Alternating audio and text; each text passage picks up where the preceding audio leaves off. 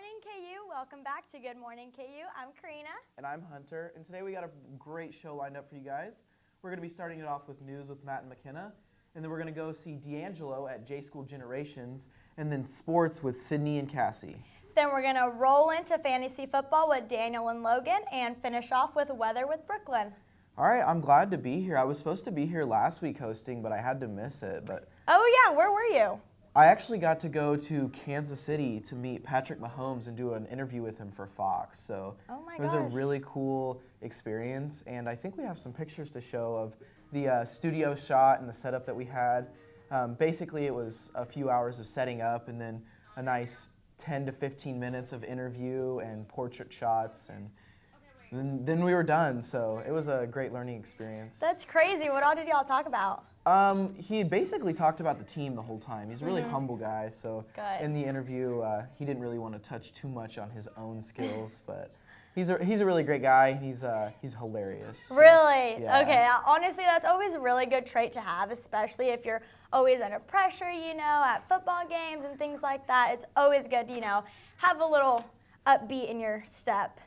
Yeah, so on that note, on the sports note, late night in the fog is tonight, so are you planning on going? Actually, I am. It's my first year ever because I'm a transfer student, so, I'm kind of one of those people that have never really experienced anything, KU-based, so I'm really excited to see what late night brings, and honestly, on my way here, I saw a whole bunch of people camping out. Like, that's crazy. Late night isn't until, 12 hours from now? Yeah, 6? It's a good ways away, but definitely, I know how it goes camping. I was out there all night last night. Oh my gosh, how did that go? It was great. Actually, if we want to go check in with Lakin, she's at Allen Fieldhouse, checking up on some of the people who are camping. So let's send it on over to Lakin.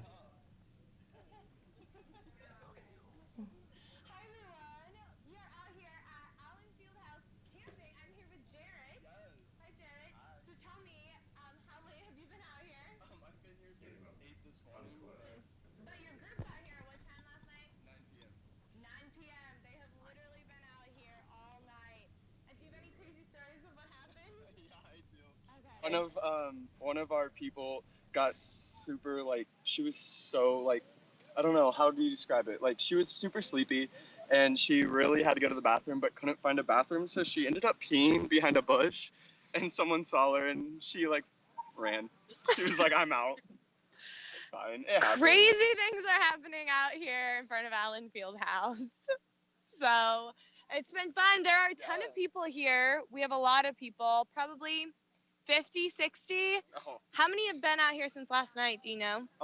They got here, there's probably been about half of them have probably been out here since last night. Yeah, so a good amount have been out here. It's been crazy, people with blankets, and we're in the tent right now. They have their tent. It took for a while. Yes. Where you go to college makes a statement about you. This place will become a part of you, your identity for life.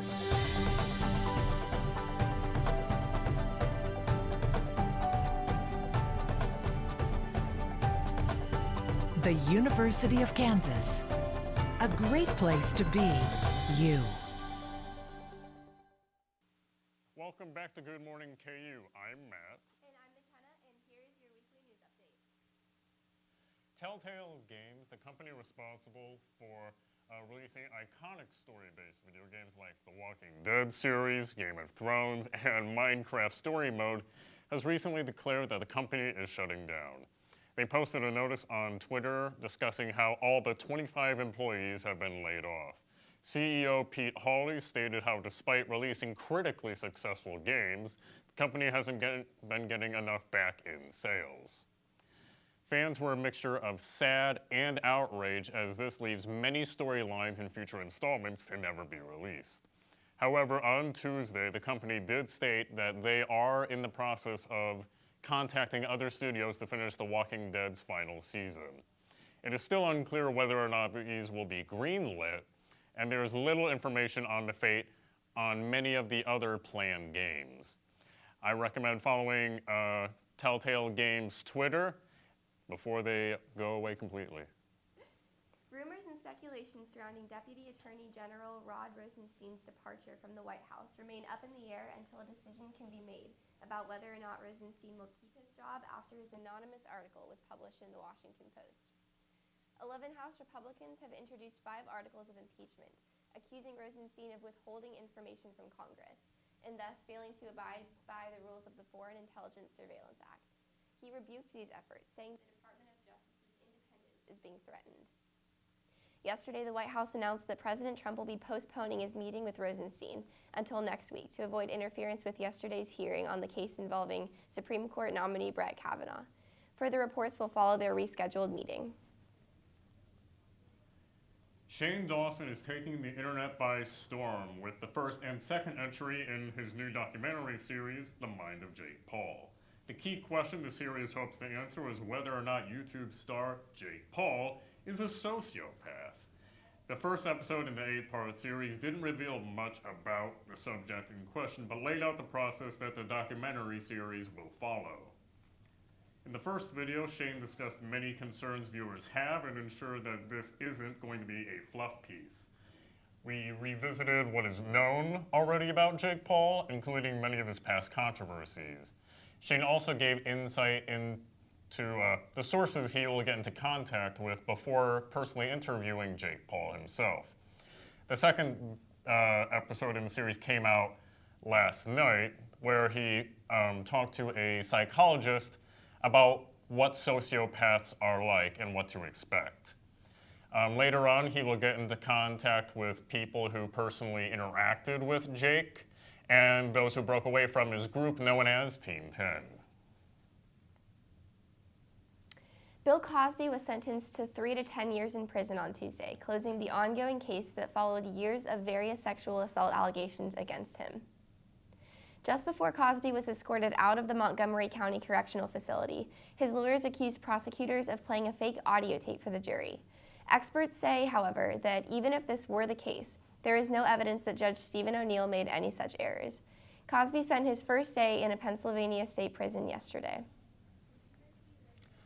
That's all we have for this week's news update. We'll be back after the break. For students searching for a way to stay active in an outdoorsy way, the City of Lawrence has bike trails running in every direction, and with the new bike share program, we can stay in shape as we tour the sights of our beautiful city. Clinton Lake is only a short 30-minute bike ride away from Daisy Hill and has the most incredible sunset location in all of Lawrence. Walking campus may give you the KU calves, but biking can give you the KU thighs. Bike Lawrence today. It's a tough week for our Jayhawks. Football fell to Baylor 26-7. Coach Beatty said they just didn't do enough offensively with only 271 total yards on the game. You're going to have to learn some lessons from time to time, and that's all of us. It's not just our players. It's all of us as a program as we continue to grow together. And I was really pleased with the way our guys bounced back this week. They took it personal. And I know they're interested to get to the practice field today. They're excited about homecoming, and being able to put on for their fans, and a lot of the former players are going to be here. I talked about it a little bit last night. This Saturday is the homecoming game, and the Jayhawks will take on an unranked Oklahoma State team that lost 41-17 to Texas Tech last week. Kickoff is at 11 a.m., so be sure to go out and support our Hawks. The women's soccer team also lost last week to Oklahoma State. Despite a goal in the 90th minute by Grace Hagan, the Jayhawks lost 2-1. KU is now 7-2-2 and will face Iowa State at home on Saturday night with kickoff at 7 p.m. It is also Bark at the Park night, so make sure to bring your furry friends out to Rock Chalk Park and support our Jayhawks. We knew it was going to be an interesting week in the NFL when the Browns got a win last Thursday, but I don't think anyone could have predicted some of these scores. The Minnesota Vikings were shocked by the Bills losing 27-6 in a game that Vegas odds makers say was the biggest upset since 1995. The hangover from that loss continued to this week as the Vikings lost to the LA Rams last night by a score of 38-31. The Green Bay Packers were crippled by 120 yards in penalties in their loss to the Washington Redskins 31-17. One of those penalties being another controversial roughing the passer call on Clay Matthews, who already has 2 on the season. Matthews thinks the league is turning soft in regards to the new strict compliance with roughing the passer. Our Kansas City Chiefs did not disappoint this weekend, beating the San Francisco 49ers 38-27. Patrick Mahomes had a dominant performance at his first start at Arrowhead Stadium, throwing for 314 yards and 3 touchdowns. The Chiefs remain one of 3 undefeated teams going into Week 4, where they will face the Broncos in Denver. Hopefully we can expect another exciting week in NFL football with some unexpected games again. I hope so. Starting last night, it looked like no one remembers what defense is, and it's going to be a big offensive week. But that's all we have, so stay tuned for the news.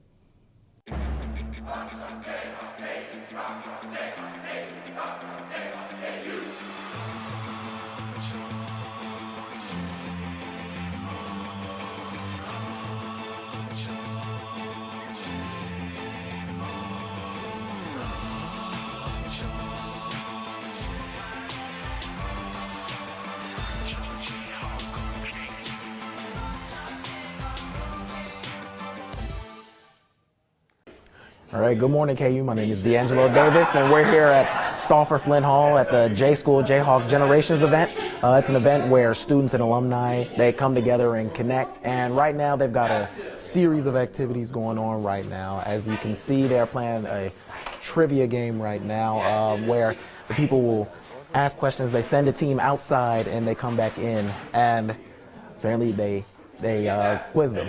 And at 10:30 they do have another event where they will be going upstairs and they will be talking, where the students and the alumni will be able to kind of connect with each other. And back to Media Crossroads. For students searching for a way to stay active in an outdoorsy way, the City of Lawrence has bike trails running in every direction, and with the new bike share program, we can stay in shape as we tour the sights of our beautiful city. Clinton Lake is only a short 30-minute bike ride away from Daisy Hill and has the most incredible sunset location in all of Lawrence. Walking campus may give you the KU calves, but biking can give you the KU thighs. Bike Lawrence today. Hello, my name is Logan. And I'm Daniel, and this is week 4 of fantasy football. So going off, we're going to go ahead and do a fantasy football rundown of love-hate teams. So to start off with the love, Will Fuller. He's averaging 100 yards over his last 2 games. And then also on that, Austin Eckler, who's been a surprisingly good player, getting a good amount of rushing and receiving, and is facing a very injured 49ers defense. And then to finish off with the love section, Chris Carson. His first two weeks he's had less than 10 carries, but in week 3 he had 32 carries for 102 yards and a touchdown. I expect to see him get 15-plus carries against a struggling Arizona defense. Moving on to the hate, we have Keenan Allen. He's only averaged around 73 yards per game. He is one of the most injury-prone players in the NFL as well, and this week I'm going to put him on the hate list. And then Dion Lewis, a struggling Titans offense. They just don't have a pass game or rush game right now, and he's going against a good Eagles defense who has only allowed 185 rushing yards this season. And so then we're going to go ahead and move on to a start and sit them this week. To start off with the start, go ahead and start Matthew Stafford and also Tyler Lockett. Tyler Lockett is a huge red zone threat for the Seahawks offense that has been struggling a little bit, but Tyler Lockett is able to get in the red zone as he has so far in every game this year. Moving on to sit, we have Carson Wentz, still coming off the torn ACL.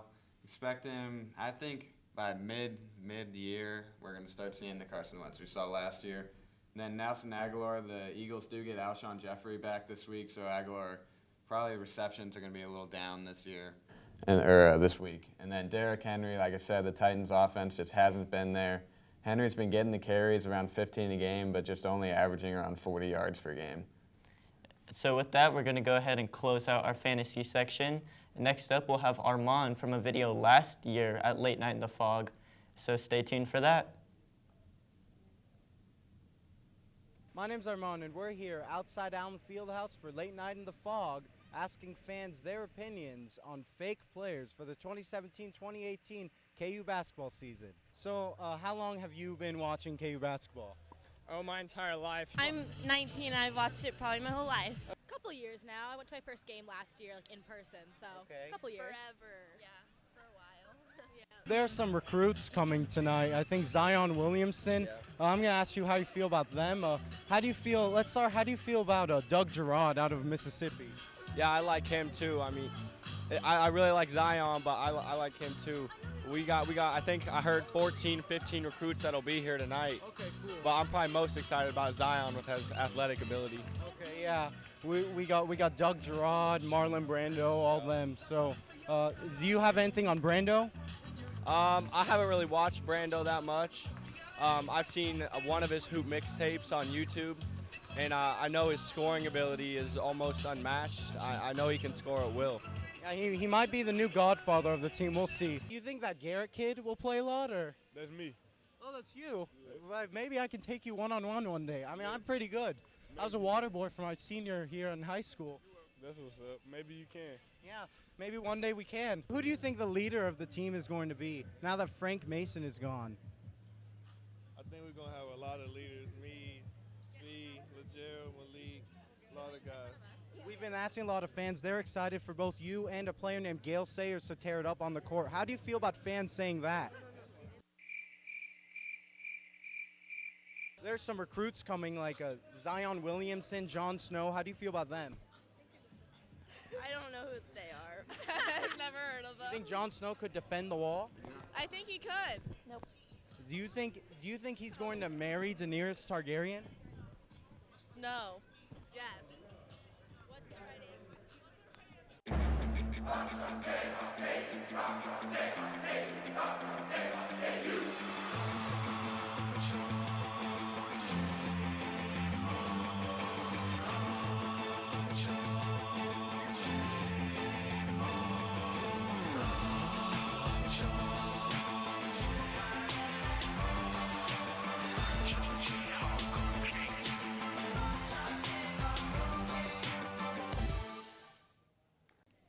Hey guys, welcome back to Good Morning KU. Happy Friday. We have a beautiful fall day ahead of us. If you walked to class this morning or you've been outside, you realize that it's kind of chilly out. Currently it is 59. We have sunny skies and a little bit of wind, but I would suggest a light jacket because it is a little bit chilly. Our headlines, so cooler day today, football game tomorrow, might be rainy, and then we're going to warm up next week. So we will have an increase of temperatures today.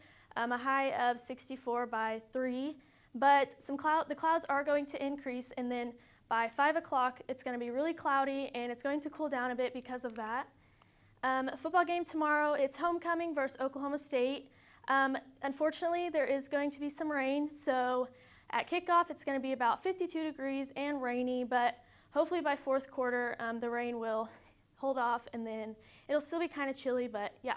So if you're going, just make sure you grab an umbrella and a rain jacket.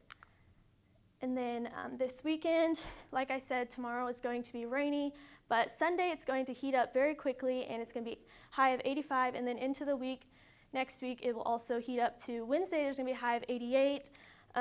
These are really warm averages for the beginning of October, so that's kind of interesting, but then Thursday and Friday there are a chance of scattered storms, so that'll cool it off a little bit. But that's all we have for you guys today, so thanks for watching. We'll see you next week. Where you go to college makes a statement about you. This place will become a part of you, your identity for life.